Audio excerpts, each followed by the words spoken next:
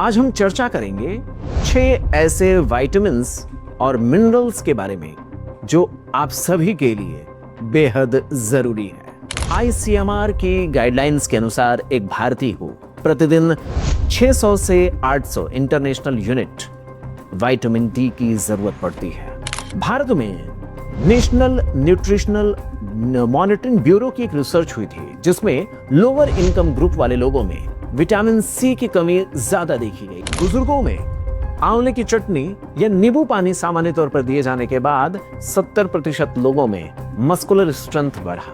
कुछ ऐसे रिसर्च 2013 में इंटरनेशनल लेवल पर हुआ जिसमें देखा गया विटामिन K2 का सप्लीमेंट लिए जाने के बाद ऑस्टियोपोरोसिस का खतरा 60% तक कम हुआ।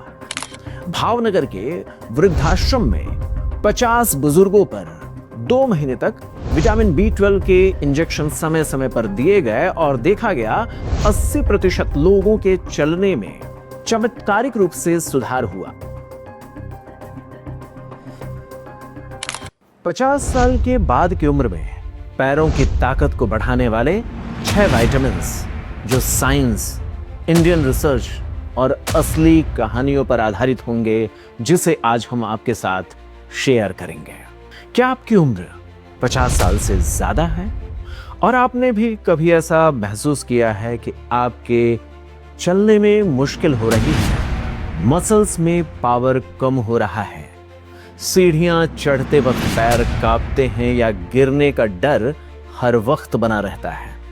कुछ ऐसी ही कहानी हमारे एक पेशेंट लखनऊ के श्री गोपाल तिवारी जी की रही, जो 62 इयर्स की उम्र में लगभग व्हील चेयर पर आ गए, लेकिन सही न्यूट्रिशन और सही मेडिकेशंस की मदद से सिर्फ 3 महीने में उन्होंने बिना सहारे के चलना दोबारा शुरू कर दिया।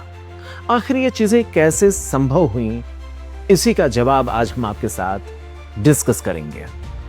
सही न्यूट्रिशन और 6 ऐसे साइंस बेस्ड विटामिन्स और मिनरल्स हैं जो आपके मसल्स की स्ट्रेंथ, आपके नर्व के कोऑर्डिनेशन के लिए बेहद जरूरी हैं।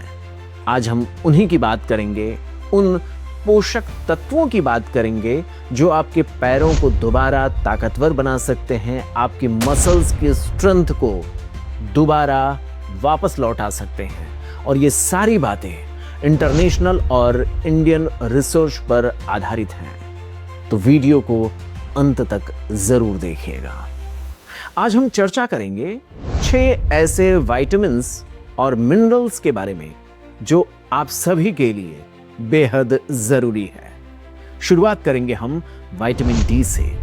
यह मस्कुलर एक्टिविटी को स्टार्ट करने वाला इंजन माना गया है। मस्कुलर एक्टिविटी, मसल्स अपना काम शुरू करे, उसकी शुरुआत कराने वाला इंजन विटामिन डी है।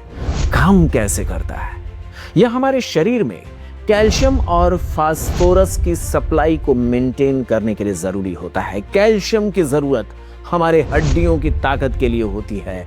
कैल्शियम की जरूरत हमारे मसल्स के कॉन्ट्रैक्शन के लिए जरूरी होती है।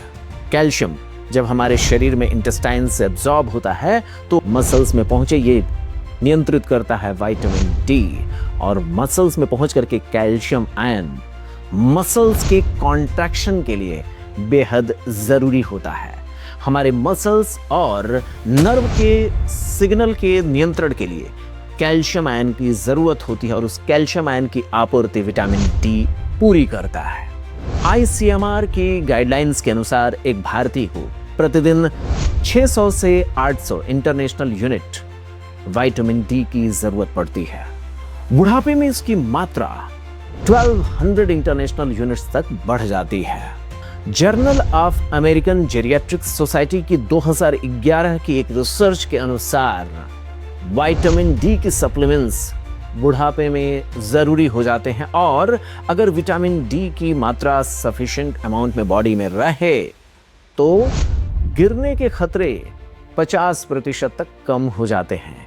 एम्स के 2020 की एक रिसर्च के अनुसार लगभग भारत में 70% बुजुर्गों में विटामिन डी की कमी देखी गई है। वाराणसी की हमारी एक पेशेंट 68 इयर्स की उमा देवी जिनमें विटामिन डी की कमी थी, उन्हें सीढ़ियों पर चढ़ने में दिक्कत होती थी। सिर्फ 3 महीने में 20 मिनट धूप में बैठना, विटामिन डी का सप्लीमेंट लेना और उसके बाद अब वो प्रतिदिन 1.5 किलोमीटर पैदल चल लेती हैं। तो इस तरीके से विटामिन डी का महत्व हमें समझ में आता है। अगला विटामिन है विटामिन B12, जो हमारे बॉडी का नर्वस सिग्नल होता है, जो हमारे नर्व का सिग्नल हमारे पूरी बॉडी को कंट्रोल करता है, उसका वायरिंग एक्सपर्ट है। विटामिन B12 हमारे जो शरीर को कंट्रोल करने वाले ब्रेन से निकलने वाले वायर होते हैं, उनका इंसुलेशन बनाने के लिए मायलिन शीथ की जरूरत पड़ती है। उस मायलिन शीथ की जरूरत इसलिए होती है ताकि ब्रेन से आने वाले सिग्नल लीक ना हो। उस मायलिन शीथ को बनाने के लिए विटामिन B12 की जरूरत होती है। इसकी आवश्यकता वैसे तो कम होती है, 2.5 माइक्रोग्राम पर डे के आसपास WHO रेकमेंड करता है, लेकिन बुजुर्गों के लिए ओल्ड एज में 500 से 1000 माइक्रोग्राम सप्लीमेंट की आवश्यकता हो सकती है, क्योंकि शरीर इसे एब्जॉर्ब करना थोड़ा धीमा कर देता है। American journal of clinical nutrition की 2015 की रिसर्च में यह देखा गया है, विटामिन B12 की कमी से शरीर में बैलेंस सही तरीके से नहीं बन पाता है और जो हमारा सिग्नल होता है, जो हमारे मसल्स और न्यूरॉन्स के कोऑर्डिनेशन है, उनमें कमी आती है। PGI चंडीगढ़ की एक रिसर्च के अनुसार इसकी कमी 70%, 75% शाकाहारी बुजुर्गों में ज्यादा देखी गई है। भावनगर के वृद्धाश्रम में 50 बुजुर्गों पर 2 महीने तक विटामिन B12 के इंजेक्शन समय समय पर दिए गए और देखा गया 80% लोगों के चलने में चमत्कारिक रूप से सुधार हुआ। तो विटामिन B12 हमारे नर्व के मायलिन शीथ के बनाने में मदद करता है, जिसके कारण हमारा नर्व सही तरीके से सिग्नल भेजता है, मसल सही तरीके से कॉन्ट्रैक्ट कर पाते हैं। इसके बाद चलते हैं तीसरे विटामिन की ओर, जो विटामिन C है। यह हमारे मसल्स के टूट फूट को, उसके डैमेजिंग इफेक्ट्स को ठीक करता है। यह कोलेजन की सिंथेसिस को नियंत्रित करता है। यह टेंडन और जॉइंट्स को रिपेयर करता है। विटामिन C बहुत सस्ता है, नींबू में मिलता है, आंवले की चटनी से आप इसे पा सकते हैं। यह एक एंटीऑक्सीडेंट के तौर पर हमारे शरीर में, खास तौर पर जो मसल्स हैं, उनके डैमेज होने की प्रक्रिया को स्लो कर देता है, उसे रिपेयर करता है। और जो हमारी बॉडी में स्किन है, मसल्स हैं, उनकी स्ट्रेंथ को बेहतर बनाता है। अगर कहीं घाव लग जाए तो उसे जल्दी ठीक करने में विटामिन C मददगार साबित होता है। पुरुषों में इसकी आवश्यकता 80 mg पर डे और महिलाओं में 60 mg पर डे के आसपास इसकी आवश्यकता होती है। Journal of nutrition clinical research and ageing की 2017 की गाइडलाइन के अनुसार विटामिन C दिए जाने पर मसल फंक्शंस सही तरीके से बनते हैं, उनमें रिपेयरिंग अच्छे तरीके से होती है। भारत में नेशनल न्यूट्रिशनल मॉनिटरिंग ब्यूरो की एक रिसर्च हुई थी, जिसमें लोअर इनकम ग्रुप वाले लोगों में विटामिन C की कमी ज्यादा देखी गई। इसका सीधा महत्व था इस बात पर जोर देने का कि लोअर इनकम ग्रुप वाले लोग अपने खान पान में फलों के सप्लीमेंट्स मींस फलों की मात्रा ज्यादा ले नहीं पाते हैं। इसको बहुत आसानी से आप ले सकते हैं, नींबू के पानी के तौर पर, आप आंवले के चटनी के तौर पर। एक आगरा में रिसर्च हुआ था NGO के द्वारा, जिसमें देखा गया कि जो बुजुर्गों में आंवले की चटनी या नींबू पानी सामान्य तौर पर दिए जाने के बाद 70% लोगों में मस्कुलर स्ट्रेंथ बढ़ा। इसके बाद अगला एक विटामिन और है विटामिन K2, जो हमारे मसल्स में कॉन्ट्रैक्शन की एक्टिविटीज, बोन में सही तरीके से कैल्शियम का डिपोजिशन हो, इतना ही नहीं कैल्शियम गलत जगहों पर डिपॉजिट ना हो, इसको नियंत्रित करने का काम विटामिन K2 करता है। यह कैल्शियम को सॉफ्ट टिश्यूज, जैसे जो हमारे ब्लड की वेसल्स होती हैं, वहां पर डिपॉजिट ना हो, उसको रोकने का काम करता है। हड्डियों को मजबूत बनाता है। विटामिन K2 अगर सही मात्रा में रहेगा तो हड्डियों में कैल्शियम का डिपोजिशन अच्छे तरीके से होगा। जो हमारे ब्लड वेसल्स हैं, वहां पर कैल्शियम डिपॉजिट नहीं होंगे तो भविष्य में जो हार्ट अटैक के खतरे हैं वो कम होंगे। आप कल्पना करें, ब्लड वेसल्स अगर हार्ड होती जाएंगी तो ब्लड की सप्लाई धीमी होगी। हार्ट में अगर ये सप्लाई धीमी होगी तो क्या क्या नुकसान हो सकते हैं। इतना ही नहीं, जो ओल्ड एज में जो हमारी माताएं हैं, जो बहनें हैं, उनमें ऑस्टियोपोरोसिस के खतरे भी इससे कम होते हैं। कुछ ऐसे रिसर्च 2013 में इंटरनेशनल लेवल पर हुआ जिसमें देखा गया विटामिन K2 का सप्लीमेंट लिए जाने के बाद ऑस्टियोपोरोसिस का खतरा 60% तक कम हुआ। ICMR के रिकमेंडेशन के अनुसार विटामिन K2 का सप्लीमेंटेशन महिलाओं के लिए बेहद जरूरी माना गया है। जापान का एक एग्जाम्पल लेते हैं। जापान में नोटो एक फ्रेगमेंटेड सोया, एक खास तौर पे खान पान की वहाँ के डाइट में शामिल एक चीज़ है जो बुजुर्गों में अगर सही तरीके से मिलती रहती है तो उनमें ऑस्टियोपोरोसिस और फ्रैक्चर के खतरे दुनिया में सबसे कम देखे गए हैं, क्योंकि उनके खान पान में ही विटामिन K2 के सोर्स मिल जाते हैं। इसके बाद मिनरल की ओर चलते हैं। मैग्नीशियम आयन मसल्स के लिए एक इलेक्ट्रिक चार्जर के तौर पर काम करता है। अब सवाल यह है कि मैग्नीशियम आयन काम कैसे करता है? तो ये मसल्स के कॉन्ट्रैक्शन और रिलैक्सेशन को कैल्शियम आयन के साथ मिलकर के कंट्रोल करता है। मैग्नीशियम आयन ATP की एनर्जी को एक्टिवेट करता है, जिसके कारण मसल्स को एनर्जी मिलती है। आप कल्पना करें, मसल्स जितना ही कॉन्ट्रैक्ट करते हैं उनको ATP की ऊर्जा चाहिए, और वो ATP की ऊर्जा बनाने में मैग्नीशियम आयन का रोल होता है। मैग्नीशियम आयन इलेक्ट्रोलाइट्स के बैलेंस को बनाए रखने में मददगार साबित है, इसलिए मसल्स में क्रैम्प भी कम आते हैं। भारत में इसकी RDA पुरुषों में 420 mg पर डे, महिलाओं में 320 mg पर डे है।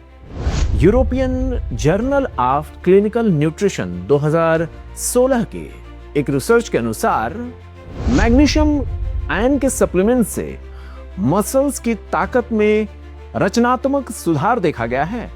NIN हैदराबाद जो इंडियन पॉपुलेशन पर अपना रिसर्च किया है, उसमें देखा है कि अक्सर भारतीयों में लो मैग्नीशियम कंटेंट पाए जाते हैं। बिहार के 65 साल के एक टीचर को हर रात मसल्स में पेन, ऐंठन होती रही। उनको मैग्नीशियम सिट्रेट का सप्लीमेंट्स देने पर सिर्फ 2 हफ्तों में फर्क महसूस हुआ। एक और विटामिन की बात करते हैं, विटामिन E। यह हमारा 6वां ऐसा सप्लीमेंट है जिसको हर 50 साल की उम्र के बाद के लोगों को थोड़ा सा रेगुलेटेड अमाउंट में डॉक्टर की सलाह से लेना चाहिए। विटामिन E उम्र से लड़ने वाला एंटी ऑक्सीडेंट फाइटर के रूप में जाना जाता है। यह कैसे काम करता है? तो यह हमारे शरीर में फ्री रेडिकल्स को बेअसर करता है, उसे न्यूट्रलाइज करता है। आपको पता होना चाहिए जो फ्री रेडिकल्स होते हैं ये हमारे मसल्स के सेल्स को डैमेज करते हैं। जो मसल्स की मेम्ब्रेन होती है उसको डैमेज करते हैं। उसकी इंटीग्रिटी को उसको बनाए रखने के लिए विटामिन E बहुत ही मददगार साबित होता है। तो इसलिए विटामिन E की कमी होने पर मसल्स का डैमेज होना, उनका नुकसान होना देखा गया है। भारत में इसकी आवश्यकता 15 mg पर डे होती है। कुछ रिसर्च बताते हैं कि फ्री रेडिकल बायोलॉजी और मेडिसिन की 2018 में एक रिसर्च किया गया जिसमें देखा गया विटामिन E के सप्लीमेंट दिए जाने के बाद मसल्स की एजिंग धीमी हो जाती है। इंडियन डाइट सर्वे 2011 के गाइडलाइंस में देखा गया कि भारत में करीब 70% इंडियन बुजुर्गों में एंटीऑक्सीडेंट इनटेक, जो एंटीऑक्सीडेंट की जो जरूरत है वो जितना लेना चाहिए उससे कम पाया गया है।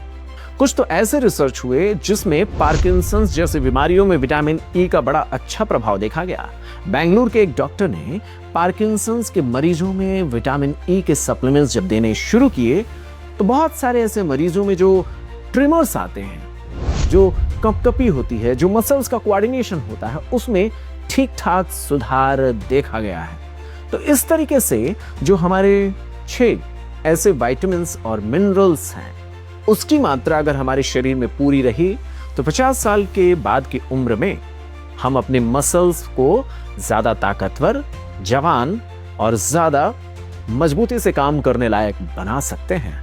अब आप जान चुके हैं कि वो 6 ऐसे विटामिन्स और मिनरल्स जो आपके पैरों में ताकत ला सकते हैं, आपको गिरने से बचा सकते हैं, बुढ़ापे को दोबारा आपको एक्टिव बना सकते हैं और आप आत्मनिर्भर होकर के दोबारा टहल सकते हैं, अपने दोस्तों के साथ घूम सकते हैं, लाइफ को एंजॉय कर सकते हैं। ध्यान रहे, ये कोई घरेलू नुस्खा नहीं है, ये साइंस पर आधारित, रिसर्च पर आधारित हमारे न्यूट्रिशनल फार्मूले हैं। तो आज ही अपने खान पान की आदतों में बदलाव लाइए। ये जितनी भी सलाह हमने दिए हैं वो अपने डॉक्टर की मदद से ही शुरू करेंगे और इस वीडियो को अपने उन सभी साथियों तक पहुंचाएंगे जिनके जीवन को आप बेहतर बनाना चाहते हैं। तो लाइक कीजिए, कमेंट में बताइए आपको कौन सा विटामिन सबसे नया लगा और हमारे इस चैनल को सब्सक्राइब करना न भूलिएगा। नमस्कार।